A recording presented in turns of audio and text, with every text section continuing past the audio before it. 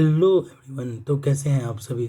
उम्मीद करता हूँ बेहतरीन होंगे और एग्ज़ाम अप्रोच कर रहा है तो और भी ज़्यादा बेहतरीन होंगे, राइट। और हेल्थ कॉन्शियस भी ना। अभी तक हम लोग कितने लेक्चर्स ले चुके हैं? लेक्चर्स इन द सेंस कितने कॉन्सेप्ट्स देख चुके हैं? अभी तक हम लोग दो लेक्चर में लगभग आपका पहला लेक्चर में देखा था सैम्पलिंग टेक्निक्स एंड एस्टिमेट्स वगैरह।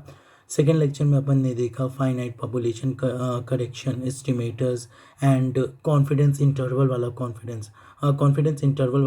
कॉन्सेप्ट। और मैंने बोला था कि कॉन्फिडेंस इंटरवल आपका आगे भी बहुत काम देगा, ठीक है। तो कॉन्फिडेंस इंटरवल को हम लोग कंटिन्यू करते हैं और हम लोगों ने यहाँ तक देखा था कि हम लोग अगर एक पॉपुलेशन पैरामीटर का कॉन्फिडेंस इंटरवल क्या होता है, वो एक रेंज होती है वैल्यूज़ की कि वो एस्टिमेट करता है कि where the true values of a population parameter is likely to fall. और हम लोगों ने ये एक एग्जांपल लिया था जिसको हम लोगों ने सॉल्व भी किया था कि अगर हम लोग देख रहे हैं कि 95% कॉन्फिडेंस इंटरवल के लिए अगर ये आपका कॉन्फिडेंस इंटरवल आ रहा है 0.49 से 0.58, तो अगर आपका पॉपुलेशन पैरामीटर अगर 0.54 आ रहा है तो इसका मतलब with 95% confidence level you can say that कि आपने जो भी सैंपल के थ्रू आपने जो भी मतलब एस्टिमेट किया है वगैरह वगैरह, तो वो आपका करेक्ट होगा। 95%, 5% आपके रॉन्ग होने के चांसेस हैं, ठीक है। अब इसी तरह हम लोग इस कॉन्सेप्ट को थोड़ा सा एक लेवल आगे लेकर जाते हैं। आज के लेक्चर में देखिए क्या क्या करना है। आज के लेक्चर में पहले हम लोग ये करेंगे कि अगर हम लोगों को एक पर्टिकुलर नंबर दे दिया जाए कि नहीं मेरे को सिर्फ 1% ही एरर चाहिए या मेरे को 99% मतलब 99% ट्रू वैल्यू चाहिए, मतलब 99% फॉल आउट नहीं होना चाहिए। एक ये कॉन्सेप्ट है। उस केस में नंबर ऑफ सैंपल साइज क्या होगा, एक ये उसका फॉर्मूला देखेंगे। सेकेंड कॉन्सेप्ट हम लोग देखेंगे चाय स्क्वायर टेबल हम लोग कब क्यों कैसे यूज़ करते हैं। इसका कॉन्सेप्ट आपको बहुत सिंपल वे में समझाऊंगा जिससे कि आपको आसानी होगी किसी भी चीज़ को विजुअलाइज करने में। फॉर्मूला तो बहुत चीज़ है, फॉर्मूला तो ये दिया हुआ है, फॉर्मूला देके कर लोगे, लेकिन चाय स्क्वायर टेस्ट अपन यूज़ कब कर रहे हैं और क्यों कर रहे हैं, आपको विजुअलाइज हो पा रहा है कि नहीं हो पा रहा है, वो हमें देखना होगा, ठीक है। डिग्री ऑफ फ्रीडम कैसे कैलकुलेट करते हैं ये देखेंगे अपन। उसके बाद F distribution test, student T distribution test, ये सब यूज़ ही क्यों करते हैं। एक जब हम लोगों ने नॉर्मल टेस्ट के लिए हम लोग को जेड स्कोप पढ़ लिया था, तो वो सब हम लोग क्यों नहीं यूज़ कर सकते, यूज़ करते हैं तो कब यूज़ करते हैं, विजुअलाइज कैसे हो कि हमको इस कंडीशन में ये चीज़ लगाना है, इस कंडीशन में दूसरा चीज़ लगाना है। ये तो लिमिटेड स्कोप है यहाँ का, तो अभी लिमिटेड स्कोप में डील करते हैं क्योंकि अभी एक्स्ट्रा मतलब बताऊंगा भी तो फिर अभी वो कॉन्सेप्ट्स तो एग्ज़ाम पॉइंट ऑफ व्यू से नहीं रहेगा। हम लोग को अभी एग्ज़ाम क्लियर अच्छे से करना है, एटलीस्ट 45 तो लेकर आना है 50 में से, ठीक है। उसके अलावा ये हो गया और फिर नेक्स्ट लेक्चर से आपका हाइपोथेसिस टेस्टिंग हो जाएगा। सॉरी, नेक्स्ट लेक्चर के पहले इसके नेक्स्ट वाले लेक्चर में मैं आपको क्वेश्चंस वगैरह कराऊंगा। पूरा एक लेक्चर मतलब 10-15 मिनट का वीडियो रहेगा क्वेश्चंस के ऊपर, that will be important. So let's begin. So number 1 पहले हम लोग यहाँ पे आते हैं, चाहे स्क्वायर नहीं, पहले हम लोग यहाँ पे, ठीक है। अब देखिए आपका जो फॉर्मूला आया था, आपका फॉर्मूला आया था, क्या आया था, पी हैट, ये फॉर्मूला आया था p hat minus p is equal to p plus minus g into p into 1 minus p by n root under. ये रेट थोड़ा सही नहीं लग रहा है, एक सेकेंड। ये है पी हैट आपका और ये है पी है, जस्ट समझाने के पर्पज से बता, ये आपका फॉर्मूला था, राइट। अब मैंने क्या किया, इस जेड को निकालने के लिए ये मैं पी हैट को इस साइड ले जाऊंगा और ये नीचे आ जाएगा डिनोमिनेटर में। Are you getting the point? अब ये जो पी हैट माइनस पी हो जाएगा, पी हैट माइनस जो पी हो जाएगा, इसको हम लोग बोल रहे हैं मार्जिन ऑफ एरर। ये प्लस भी हो सकता है माइनस भी हो सकता है। अभी हम लोग निकालना क्या चाह रहे हैं, मैं पहले बता देता हूँ। हम लोग निकालने चाह रहे हैं सैम्पल साइज़ कितना होना चाहिए। सैम्पल साइज़ कितना होना चाहिए जब एस्टिमेटर का एन मतलब कितना होना चाहिए जब हमने आपको बता दिया है कि भाई मैं तो 1 पर मेरा मतलब मार्जिन ऑफ एरर मेरा कितना परसेंट हो सकता है, 1% हो सकता है या 5% हो सकता है या 8% हो सकता है। तब हमारा क्या होना चाहिए वो हम लोग निकालने की कोशिश करें। तो इस फॉर्मूला से हम लोग पहले इसको इस साइड ले जाएंगे। आपका देखिए ज़्यादा ये फालतू का ये बताने से कोई फ़ायदा है नहीं आपको, मैं डायरेक्टली आपको ले चल रहा हूँ। ये इस साइड लेकर पी हैट माइनस पी का मॉड कर दिया। मॉड क्यों कर दिया? फॉर्मूला निकालने के लिए। Let's first come out with the formula. Mod लगाया हम लोगों का, मार्जिन ऑफ एरर आपके आ गया।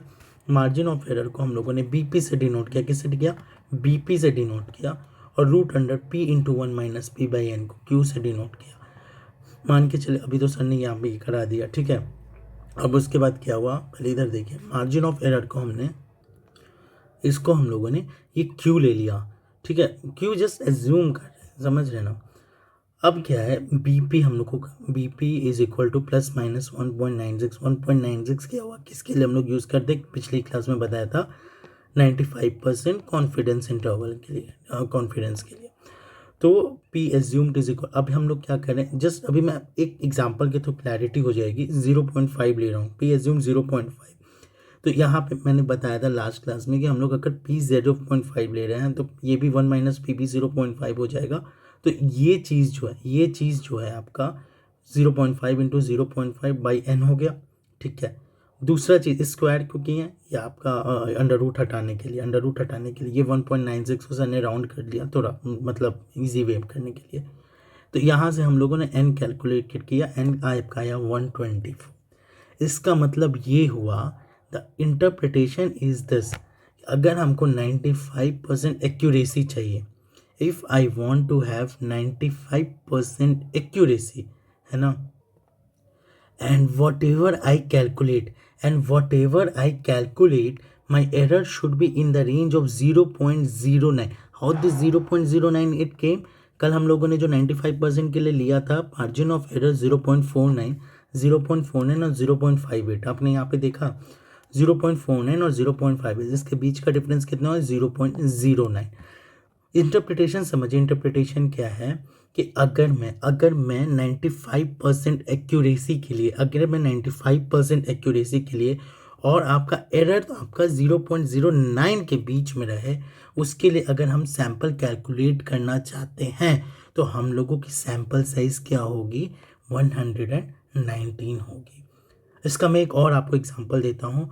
मान के चलिए कि एग्जिट पोल हो गया, एग्जिट पोल होने वाला है। ऐसे तो मतलब बहुत फैक्टर्स पे डिपेंडेंट होता है एग्जिट पोल, मतलब एग्जिट पोल के बाद का बहुत वेग, बहुत मतलब लेमन टर्म्स में बोल रहा हूँ कि मान के चलिए सिर्फ पॉपुलेशन पर डिपेंडेंट है।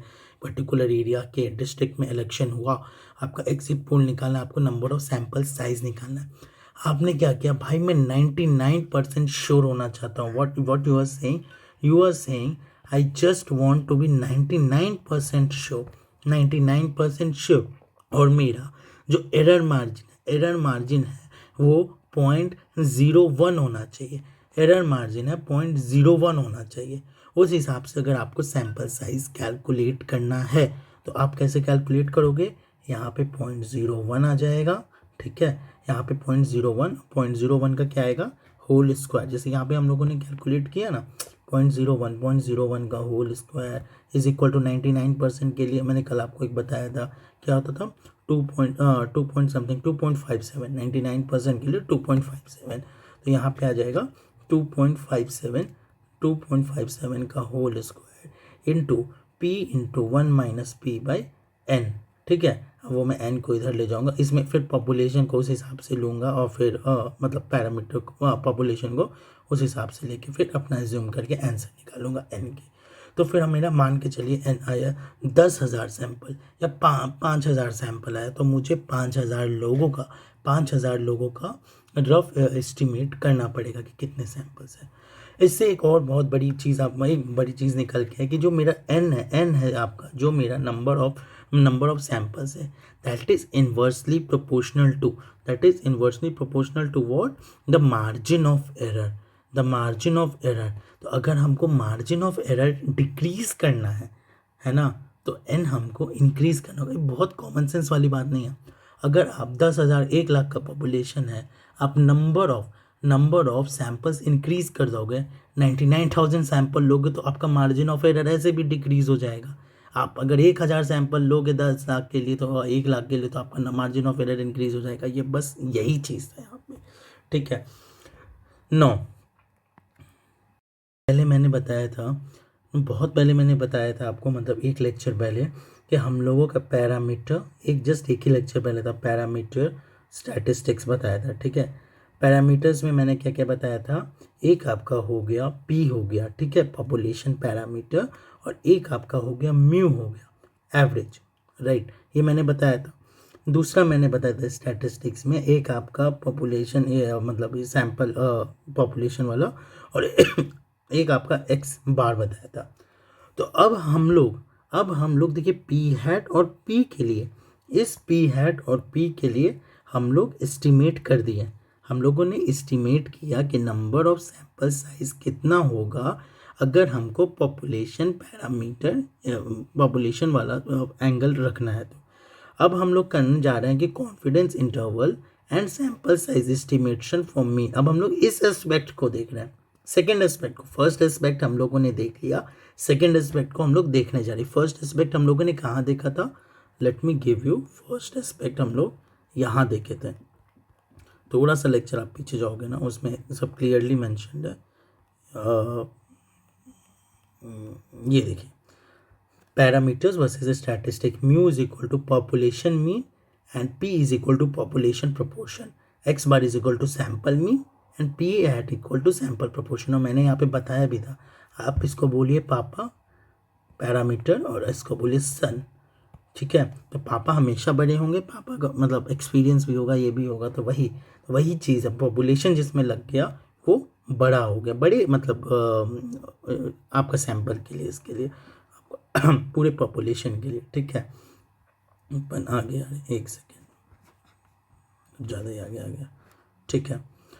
तो अब हम लोग क्या कर रहे हैं, अब हम लोग को confidence interval and sample size estimation for mean निकालना है। अब वो हम लोग कैसे कर रहे हैं, याद है मैंने जी का फॉर्मूला क्या बताया था, जी का कॉन्सेप्ट भी पिछले लेक्चर में कवर किया था। Z is equal to X bar minus mu upon sigma by standard deviation root under N, ठीक है। और ये भी ठीक है, sigma by root under N. और जी का मैंने एक इंटरव्यू वाला क्वेश्चन बताया था आपको, इंटरव्यू वाला, कि कहाँ इसका सिग्निफिकेंस होता है, वो चीज़, वो कॉन्सेप्ट ज़रूर याद रखिएगा, अच्छा लगता है, अच्छा मतलब रहेगा आपके लिए, ठीक है। अब ये 95% हम लोग देख रहे हैं, 95% के लिए 1.96 हुआ। तो उसके लिए क्या हो गया, म्यू की वैल्यू क्या है, म्यू इज डिपेंडेंट ऑन, जैसे सेम चीज़ हम लोगों ने जो अभी पॉपुलेशन के लिए किया था वो हम लोग यहाँ पे इसके लिए करें, mu is equal to X bar plus minus 1.96 sigma upon root under है। इसका upper confidence level, lower confidence level निकल जाएगा, सॉरी, अपर कॉन्फिडेंस लेवल और lower confidence level plus minus होता है, ये जानकारी है आपको। अब मार्जिन ऑफ एरर देखिए, इसमें भी मार्जिन ऑफ एरर देखिए, अभी हम लोग सब पी हैट के टर्म्स में सब देख रहे थे, है ना। तो उससे हम लोगों ने ये वाला फॉर्मूला निकाला था, p is equal to p hat plus minus जो भी आपका z into p in root under p into 1 minus p by n, ये वाला निकाला था। और ये आपका म्यू के लिए होगा, म्यू के लिए होगा। अब मार्जिन ऑफ एरर हम लोग उसके लिए क्या निकाले, मार्जिन ऑफ एरर हम लोगों ने उसके लिए निकाला एन इज इक्वल टू, नीचे आ गया आपका बी एम स्क्वायर आया, और ऊपर आपका क्या आया, सॉरी बी पी स्क्वायर आया, ऊपर आपका आया ये वाला टर्म, ये वाला टर्म आया, जो मतलब ये जी वाला जो टर्म था इधर वाला, ये वाला टर्म आया, ठीक है। तो उस हिसाब से अब यहाँ पे क्या होगा, b mean is equal to sigma z sigma by root under n. ये कैसे आया, यहाँ ऊपर से आया। बी मीन क्या हुआ, इसको हम लोगों ने बी मीन कंसिडर किया, एक्स बार माइनस म्यू को बी मीन बोला, एक्स बार माइनस म्यू को बी मीन बोला, ठीक है। तो बी मीन है ना, अब ये इस साइड चला जाएगा, ये जेड है, तो Z into sigma by root under N. तो बी स्क्वायर मीन क्या हो जाएगा, Z square sigma square by N, तो N is equal to Z square sigma square B square mean, ठीक है। मतलब आप समझिए कि हम लोगों ने जब पापा को कैलकुलेट किया है ना, पैरामीटर्स के लिए और सन, ठीक है। पापा के अंदर 2 एस्पेक्ट है, सन के अंदर 2 एस्पेक्ट है, एक पॉपुलेशन वाला एस्पेक्ट और एक मीन वाला एस्पेक्ट। सिमिलरली सन के अंदर भी एक पॉपुलेशन वाला एस्पेक्ट और एक पॉपुलेशन वाला एस्पेक्ट और एक म्यू वाला एस्पेक्ट, दो एस्पेक्ट हो गए। अब पहले हम लोगों ने इस पी एंड पी हैट के लिए सारी चीज़ निकाली, कॉन्फिडेंस इंटरवल निकाला, फिर हम लोगों ने निकाला आपका एन वाला कि कितने हम लोगों को एन मतलब ये नंबर ऑफ सैंपल्स चाहिए होंगे। सिमिलरली हम लोग क्या किए, फिर इसका म्यू और एक्स बार का कॉन्फिडेंस इंटरवल निकाले प्लस एन निकाले, ठीक है, दोनों के फॉर्मूला आ गए। अब ये आपको अभी जो मैं नेक्स्ट लेक्चर में ना ये आपका इसमें आ जाएगा, ये आपका बाकायदा क्वेश्चन इस पे ले लूँगा तो थोड़ा और क्लैरिटी आ जाएगी, लेकिन इसमें मुझे लगता है बहुत हद तक क्लैरिटी हो गई होगी। तो एक क्वेश्चन करते हैं, आपका सिग्मा अगर 30 मिनट दिया हुआ है, बी मीन आपका 5 मिनट दिया हुआ है, तो एन क्या होगा? ऑब्वियसली जस्ट फॉर्मूला पे रखना है, n is equal to Z square sigma square upon b mean square, ठीक है, फॉर्मूला पे रखिए और ये आपका 138 आ जाएगा, ठीक है। नाउ चाय स्क्वायर टेबल पे आते हैं, चाय स्क्वायर टेस्ट और चाय स्क्वायर टेबल, उसके बाद F distribution and standard distribution. देखिए चाय स्क्वायर टेस्ट यूज़ कब होता है, पहले हम लोग कॉन्सेप्ट समझेंगे 2 मिनट में, उसके बाद ये बहुत इजी है, कुछ आपको टेंशन ही नहीं लेना है, ठीक है। तो अब ये यहाँ पे मैं यूज़ कर रहा हूँ, देखिए मान के चलिए आपके पास 4 तरीके के बॉल्स हैं, ठीक है, latex, red, blue, yellow, green, ठीक है, 100 टोटल बॉल है। और आपका एक्सपेक्टेशन क्या है कि 30 रेड बॉल है, नो नॉट एक्सपेक्टेशन, जैसे आपने सोचा कि सब इक्वली डिस्ट्रीब्यूट होते तो 25 red ball, 25 blue ball, 25 yellow ball and 25 green ball है, आपने ये एक्सपेक्ट कर रखा है, ठीक है। बट जब आप एक्चुअली में रियली में देखते हैं, रियलिटी में, तो आपका ये रेड बॉल 30 निकलता है, आपका ये येलो बॉल 20 निकलता है, ठीक है, ये दोनों 25 के 25 हैं। तो दोनों में हम लोग को कुछ डिफरेंस दिखा, इसमें कितने का डिफरेंस दिखा, इसमें 5 का, मैं सिर्फ डिफरेंस ले रहा हूँ, पॉजिटिव नेगेटिव नहीं, इसमें 0 का, इसमें 5 का, इसमें 0 का डिफरेंस दिखा हम लोगों को ये डिफरेंस दिखा यहाँ पे। जब ये मेरे को डिफरेंस दिखा, डिफरेंस देख के हम लोग अगर इसको स्क्वायर कर दिए, डिफरेंस देख के जैसे मैंने अब जब इसका स्क्वायर किया, डिफरेंस का स्क्वायर 25 0 25 0, ठीक है, ये हम लोग का एक्सपेक्टेड था, ये हम लोग का एक्चुअल था, ये हो गया एक्चुअल माइनस एक्सपेक्टेड, मॉड ले लिया मैंने जस्ट बताने के लिए, इसका स्क्वायर कर दिया, और स्क्वायर करने के बाद हम लोगों ने क्या किया, सबको एक्सपेक्टेड से डिवाइड कर दिया। तो इसको एक्सपेक्टेड कितनी थी 25, इसको 25 से डिवाइड किया, ठीक है, तो 25 को 25 से डिवाइड किया, ये आ गया 1, ये आपका 0 को 25 से, तो ये आपका 0, ये आपका 1 और ये आपका 0। जब हमने ये किया, ये चीज़ किया, जब ये, और इसको हम लोग फिर क्या करेंगे, ऐड कर देंगे, ठीक है, इसको हम लोग फिर ऐड किए, ये कितना आया 1 + 1 = 2, 1 + 1 = 2, 2 आ गया। अब ये समझिए, जब ये 2 आ गया, अब हम लोग जाएंगे चाय स्क्वायर टेबल पे हम लोग देखेंगे एक पर्टिकुलर डिग्री ऑफ फ्रीडम के लिए मेरा ये वैल्यू कितना, एंड लेवल ऑफ सिग्निफिकेंस, मतलब मैंने कॉन्फिडेंस लेवल लिया है 95% कॉन्फिडेंस लेवल। जब आप टेबल देखिएगा तो डिग्री ऑफ फ्रीडम आपको पता होना चाहिए। अब यहाँ पे आया लोचा कि मेरे को डिग्री ऑफ फ्रीडम कैसे कैलकुलेट करना है। अभी मैं फॉर्मूला बता दे रहा हूँ, ये होता है, एंड जितना भी आपने नंबर ऑफ ये लिया है एंड 25 4 लिए है ना, तो नंबर ऑफ कैटेगरीज -1, तो ये आपका हो गया नंबर ऑफ कैटेगरीज -1, तो ये हो गया 3। तो degree of freedom 3 at 95% interval level, आपका चाय स्क्वायर आता है 7 समथिंग कुछ आता है, 7.8 है, ठीक है, टेबल के हिसाब से। अब ये जो मेरी वैल्यू आई थी 2, वो 7.8 से कम है कि नहीं है, इसका मतलब ये हुआ कि ये जो है वो चाय स्क्वायर टेस्ट में पास हो गया।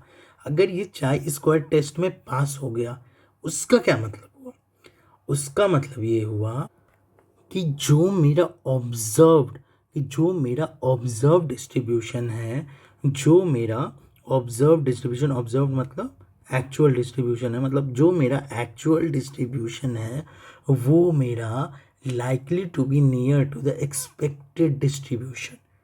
ठीक है, जो मेरा ऑब्जर्व मैंने जो एक्सपेक्ट किया था उसी के अनुसार जो मेरा एक्चुअल डिस्ट्रीब्यूशन आया उसी के नज़दीक आया, वो चाई स्क्वायर जो भी है यहाँ पे उससे लेस होने का ये मतलब है।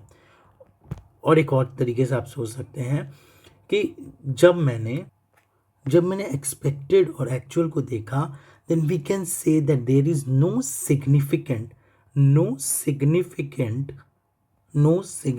Difference between observed and expected balls. मतलब मैंने जो सोचा और वही लगभग सेम आया, लगभग। और ये सब मियरली बाई चांसेस है एंड नॉट बाई समवन, कि मतलब किसी ने उसको छेड़खानी की हो या कुछ की हो। ये चाई स्क्वायर टेस्ट बताता है। नो मुझे लग रहा है कि अगर ये कॉम्प्लेक्स आपको हुआ होगा तो मुझे नहीं लगता कि इतना कॉम्प्लेक्स हुआ होगा चाई स्क्वायर टेस्ट। मैंने चाई स्क्वायर टेस्ट आपको ये किया एकदम लेमैन टर्म्स में समझना है। तो अगर मैंने एक्सपेक्ट एक्स किया और मेरा एक्सपेक्टेशन वाई आया, अगर मेरा वाई एक्सपेक्टेशन एक्स के एकदम नियर बाई है तो वो चाई स्क्वायर टेस्ट में तो पास हो ही जाएगा।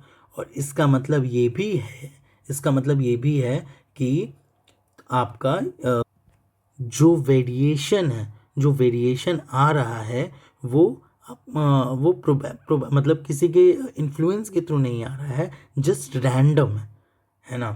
तो अच्छा ठीक है, ये आपको क्लियर हो गया यहाँ तक। अब चाई स्क्वायर कैलकुलेट करने का दो तरीका, एक तरीका मैंने आपको बताया, दूसरा सर का तरीका। मतलब बहुत लोग वैसे करते हैं कि Z1 square plus Z2 square इस तरीके से करके, और इसको बोलते हैं कि अगर जितना भी Z1 और Z2 ले रहे हैं उस हिसाब से वो डिग्री ऑफ फ्रीडम हो जाता है ना। तो let me give you an example कि यहाँ पे क्या हुआ, मेरा Z is equal to standardised value है।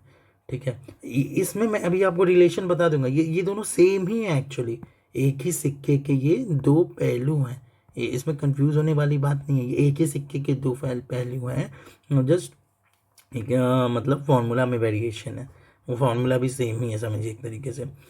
तो जब आपका समझिए आपका एक वेरिएबल है ना, पहले हम लोग इसमें सोच रहे हैं कि ये आपका है कि normal distribution.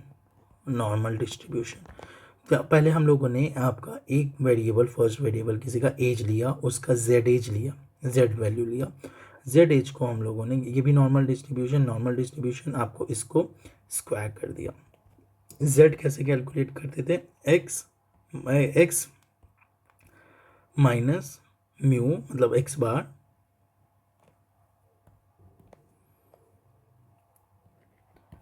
Sigma, x minus mu by sigma. ठीक है, तो उसका स्क्वायर किया, उसको ऐड कर दिया। फिर हम लोगों ने दूसरा लिया, हाइट मेजर लिया। ठीक है, उसको हम लोगों ने स्क्वायर किया, ऐड कर दिया।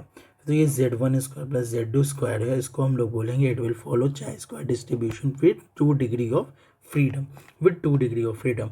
इंटरप्रिटेशन आप समझ गए। अगर इस चाई स्क्वायर टेस्ट में जो भी आपका Z1 square plus Z2 square आया है और वो टेबल में जो वैल्यू दी हुई है उसी डिग्री ऑफ फ्रीडम के लिए, मान के चलिए 95% मैं ले रहा हूँ, ये 2 डिग्री ऑफ फ्रीडम है, इसकी वैल्यू आपकी आई 2। ठीक है ना, फिर से वही मैं 2 ले रहा हूँ है ना, या एक और ले लेते हैं, Z3 भी ले लेते हैं, इसकी डिग्री ऑफ फ्रीडम आपकी 3 हो गई 95% के लिए, और वैल्यू हमारी आ गई 2, और जो कि लेस देन है 7.8 से, क्योंकि ये टेबल में कितना है इसके लिए पर्टिकुलरली ये 7.8 वैल्यू आती है। तो अगर वो लेस है तो हम लोग क्या बोलेंगे कि जो हमारा एक्सपेक्टेड रिजल्ट है that is very near to the observed result, और देयर आर लेस चांसेस कि जो मतलब छेड़खानी जो भी एक्सपेक्टेड जो वेरिएशन आ रहा है वो किसी और रीज़न के कारण हो, इट इज़ मोर चांसेस कि वो रैंडमनेस हो। ठीक है, as the degree of freedom increases the chi square distribution approaches to the normal distribution. अब डिग्री ऑफ फ्रीडम कैसे कैलकुलेट करते हैं, है ना। डिग्री ऑफ फ्रीडम समझिए ऐसे, सर ने यहाँ पे 1/1 का एग्जाम्पल दिया था। जैसे मान के चलिए कि आपका टोटल 100 आना चाहिए और आपको 5 नंबर से 5 भाग में डिवाइड करना है। आपने क्या किया, पहले 20 ले लिए, फिर 40 ले लिए, फिर 60 ले लिए, फिर 30 ले लिए। जब आपने ये चारों नंबर पहले ले लिए हैं तो आपका ये पांचवा नंबर, क्योंकि सम कितना आना चाहिए, 100 आना चाहिए, तो आपका पांचवा नंबर ऑलरेडी कंस्ट्रेंट हो जाता है कि वो -50 है। तो इसमें मेरे को कितनी जगह से फ्रीडम है, इसको फ्रीडम है मेरे को सिर्फ इस 4 भाग में, तो इसमें डिग्री ऑफ फ्रीडम आपका 4 आ गया। सिमिलरली अगर मैं 2/2 का देखूँ, टाइम तो नहीं है लेकिन फिर भी देखता हूँ, मान के चलिए मेरे को 2/2 है ना। यहाँ पे मेरे को सम आना चाहिए 10 10, इधर भी 10 और इधर 12 आ सकता है, ठीक है।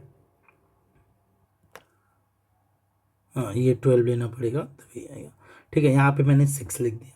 जैसे ही मैंने 6 लिखा, देखिएगा आपका पूरा टेबल ही फिल हो गया हो गया फिल, इन द सेंस ये मैंने 6 लिखा तो यहाँ पे 4 आएगा ही आएगा, 6 + 4 = 10, यहाँ पे 6 आएगा ही आएगा, और जब ये 6 हो गया तो यहाँ पे आपका 6 आएगा ही आएगा, ठीक है। तो इसका मतलब यहाँ पे डिग्री ऑफ फ्रीडम कितनी हो गई, 1। ये ऐसे कैलकुलेट इसमें करते हैं, है ना। अब मैंने जो एग्जांपल दिया था उसमें डिग्री ऑफ फ्रीडम कैसे कैलकुलेट करते थे, नंबर ऑफ कैटेगरीज से। ये दोनों बिल्कुल सेम है, कोई डिफरेंस नहीं है। सेम कैसे है मैं ये भी बता देता हूँ आपको। यहाँ पे जब आप Z1² और Z2² कर रहे हैं, है ना, तो आपने एजम्पशन क्या लिया हुआ है, एजम्पशन लिया हुआ है कि नॉर्मल स्टैंडर्ड नॉर्मल वेरिएबल है ना। जब स्टैंडर्ड नॉर्मल वेरिएबल रहता है तो म्यू = 0 एंड सिग्मा = 1 रहता है। म्यू = 0 एंड ये इधर मैं इसका एक्सप्लेन करूँगा, इधर ये इसका एक ये रहता है। अब स्टैंडर्ड फॉर्मूला क्या था आपका, इसका मैंने अभी जस्ट आपको फॉर्मूला बताया था, ऑब्जर्व्ड माइनस एक्सपेक्टेड का whole square divided by expected, ठीक है। ये आपका ये आपका chi² वैल्यू था, ठीक है। chi² वैल्यू था, सबको फिर हम लोग ऐड कर देते, chi² 1 + chi² 2 + chi² 3, इस तरीके से। अब यहाँ पे जब हम लोग Z1 Z2 देख रहे हैं, Z1 Z2 देख रहे हैं, है ना, Z1 Z2 हम लोग जब देख रहे हैं तो हम लोग क्या कर रहे हैं, Z² क्या हो गया, ऑब्जर्व, सेम फॉर्मूला में लगा रहा हूँ, ऑब्जर्व माइनस एक्सपेक्टेड का होल स्क्वायर, क्योंकि ये x है माइनस जो म्यू है आपका, एक्सपेक्टेड हम लोग एक्सपेक्टेड जनरली हम लोग म्यू रखते हैं, म्यू वाला सीन रखते हैं, बाई और यहाँ पे हम लोग स्टैंडर्ड डेविएशन सिग्मा ले रहे हैं। स्टैंडर्ड डेविएशन सिग्मा आपका 1 है तो इसको भी हम लोग एक्सपेक्टेड कर सकते हैं, ई लिख सकते हैं, ठीक है। जब हम लोग ने ऑब्जर्व्ड आपका क्या था, ऑब्जर्व्ड आपका 0 था, सॉरी कॉम्प्लिकेट हो रहा है, इसको मैं अच्छे से लिख देता हूँ, Z = observed minus expected by sigma, ये है। जब ये है तो मैं इसका स्क्वायर करूँगा, ये भी स्क्वायर हो गया। अब जब हम लोग ये नॉर्मल अभी जस्ट लिखा था, नॉर्मल जब लेते हैं तो म्यू = 0 हो गया एंड सिग्मा = 1, ये अगर आपका 1 हो गया, इसको मैं वापस एक्सपेक्टेड लिख सकता हूँ जस्ट प्रेजेंटेशन के तौर पे। तो ये और ये फॉर्मूला लगभग सेम हो गया, तो इसीलिए सर ने डायरेक्टली उसको ऐड कर दिया, तो कोई दिक्कत की बात नहीं है।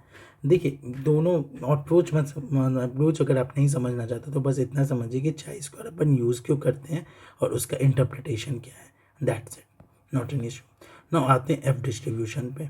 F distribution and students T distribution, यही दो भी लेफ्ट है, इसको जल्दी कवर अप करते हैं।